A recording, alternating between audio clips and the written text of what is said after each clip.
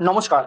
আজকের ভিডিওতে আমরা ডিসকাস করব একটা খুব important technical analysis pattern, double bottom pattern.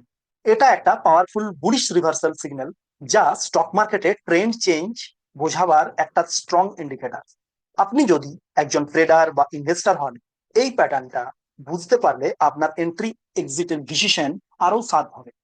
চার্টের মাধ্যমে দেখব এই প্যাটার্নটা কেমন দেখতে হয়, কবে এটা কনফার্ম হয়, এবং টার্গেট অ্যান্ড স্টপ লস কিভাবে সেট করতে হয়।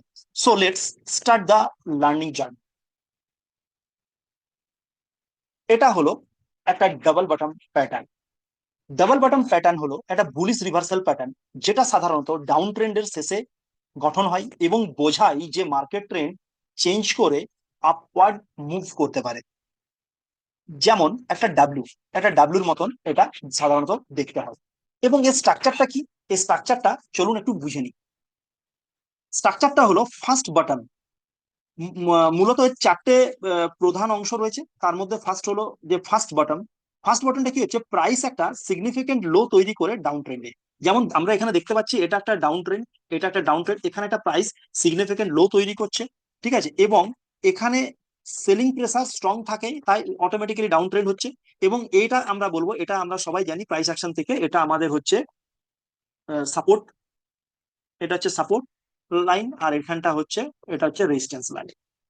এটা হচ্ছে আমাদের সাপোর্ট লাইন, এটা হচ্ছে রেজিস্ট্যান্স লাইন বা নেক লাইনও বলা যেতে পারে।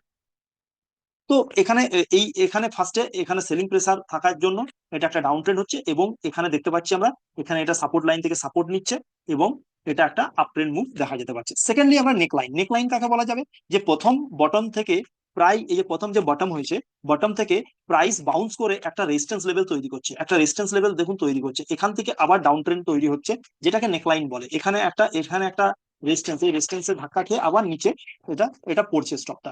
সেকেন্ড বটম মানে এই জায়গাটাতে সেকেন্ড বটম কি হচ্ছে, আবার প্রাইস ডাউন ট্রেন্ড তৈরি হচ্ছে, এখানে একটা ডাউন ট্রেন্ড তৈরি হচ্ছে দেখা যাচ্ছে, এবং প্রায় প্রথম বটমের সমান বা একটু উপরে সাপোর্ট নেয়। মানে হয় হয় এটা বরাবর হতে পারে, কিংবা এটা এরকম ধরনেরও একটা সাপোর্ট লাইন আমরা দেখা যেতে পারে। জেনারেলি এরকম ধরনের সাপোর্ট লাইনও হতে পারে, যে এখান থেকে এটা আবার একটা মুভ দেখা দিল। এবং এখানে কি হয়, এই জায়গাটাতে সেলাররা সাধারণত একটা উইকনেস দেখা যায় সেলারদের মধ্যে, এবং বায়াররা ইন্টারেস্ট নিতে শুরু করে। এই জন্য যেহেতু সেলারদের মধ্যে একটা উইকনেস দেখা দিচ্ছে এবং বায়ারদের মধ্যে একটা ইন্টারেস্ট হচ্ছে, তাই এখানে একটা আপ ট্রেন্ড একটা দেখা যায়, এখান থেকে একটা আপ ট্রেন্ড বা রিভার্সাল দেখা যেতে পারে। তাহলে ব্রেকআউট অফ নেকলাইন, এটা একটা ফোর্থ পয়েন্ট হচ্ছে ব্রেকআউট অফ নেকলাইন। নেকলাইন আমরা এটাকে জানি যে এটা হচ্ছে একটা নেকলাইন, এটা হচ্ছে একটা নেকলাইন। তো এখানে নেকলাইনটাকে উপরে ব্রেক করছে। প্রাইস যখন নেকলাইনের উপরে ব্রেক করে উইথ ভলিউম, এটা মনে রাখবেন যে নেকলাইনটা শুধু একটা ক্যান্ডেল ব্রেক করে দিল তা নয়, উইথ ভলিউম। এখানে যখন বড় বড় বার আমরা দেখতে পাবো, গ্রিন বার দেখতে পাবো, ঠিক আছে, বড় বড় ভলিউম বার, তখনই এই জায়গাটাতে যে উইথ ভলিউমের সাথে, তখন কনফার্ম করবো যে ট্রেনটা রিভার্সাল শুরু হয়ে গেছে। মানে শুধু এখান থেকে ব্রেকআউট দিলে হবে না, এর সাথে ভলিউম, উইথ ভলিউম আমাদেরকে দেখতে হবে। তখনই এই ব্রেকআউট যখনই আমরা দেখতে পাবো, তখন একটা দারুণ, এটা একটা দারুণ সময় হবে যেখানে আমরা ট্রেড নেওয়ার একটা ভালো অপরচুনিটি। এবং এই ধরনের জায়গায় আমরা যদি ট্রেড নিই, তাহলে একটা আপ ট্রেন্ড মুভ এবং একটা ভালো একটা প্রফিটেবল ট্রেড হতে পারে। তো এখানে মার্কেট সাইকোলজি কি বলছে, ফার্স্ট বটম মানে ফেয়ার ডোমিনেটস হচ্ছে, সবাই সেল করছে ফার্স্ট বটমে।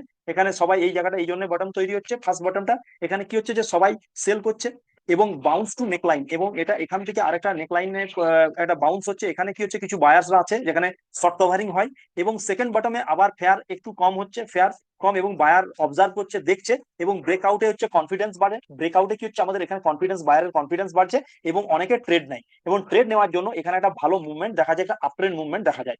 এখানে কনফার্মেশন তো আমাদেরকে কখন নিতে হবে, যখন হচ্ছে ভলিউম ইনক্রিজ হবে ডিউরিং ব্রেকআউট। ব্রেকআউটের সময় যখন ভলিউম একটা বেশ ভালোভাবে ভলিউম যখন আমাদের ইনক্রিজ হবে।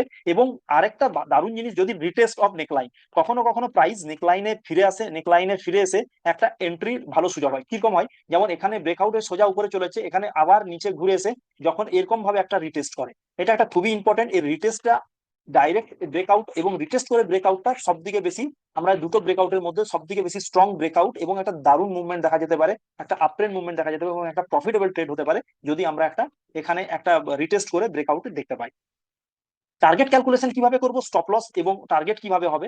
স্টপ লস ধরুন এটা হচ্ছে 200 প্রাইসের, এখানে এটা হচ্ছে 180, তাহলে এই যে 200 মাইনাস 180, মানে যে ডিফারেন্সটা হচ্ছে 20, তাহলে আমরা এই যে এই ব্রেকআউট নেকলাইনের সাথে প্লাস 20, মানে 220, 220 হবে আমাদের টার্গেট।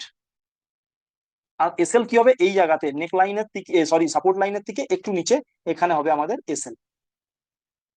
তো স্টপ লসটা কোথায় দেওয়া হবে? স্টপ লসটা এখানেই আমাদের দিব, যে যেটা আমাদের সাপোর্ট লাইন রয়েছে, সেকেন্ড বটমের নিচে স্টপ লসটা দেওয়া হবে।